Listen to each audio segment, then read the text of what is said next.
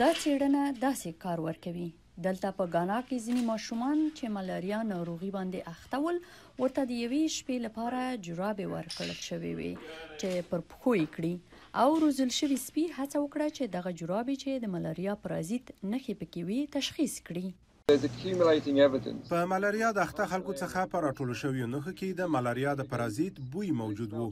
دغه بوی له نورو خلکو څخه جلا و او تر ټولو مهم دا چې د ملاریا ماشي د روغو کسانو په پرتله هغه کسان چې په ملاریا اخته وي. نو که ماشي دا توان لري نو سپی به ولې نشي کولی؟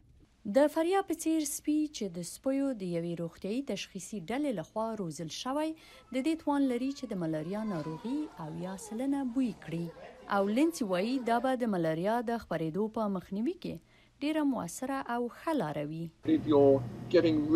که موږ د ملاریا د له منځه وړلو ته ډیر نږدې شو او د دې پر ځای چې هر څوک معاینه کړو هڅه وکړو چې هغه مهمې برخې پیدا کړو چې اغیزمنې دي نو سپی کیدای شي په یو کلي کې کفایت وکړي چې اخته کسان تشخیص کړي.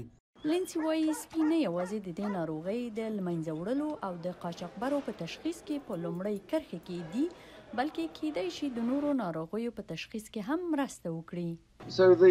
هغه خلک چې ورسره کار کوم لکه د سپیو کنټرول کوونکي د سرطان او پارکنسن د ناروغۍ په تشخیص باندې کار کوي او کله چې د شکر ناروغانو هیپوګلیسیمیا ته ځي سپی ناروغ خبروي.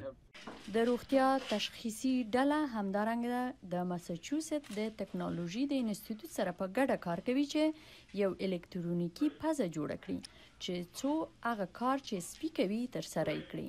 خو هغه وایي د سپیو پزه ډیره حساسه ده او داسې ټکنالوژي لا تر اوسه نه ده جوړه شوې چې د سپیو د بویولو د قدرت ځای ونیسي.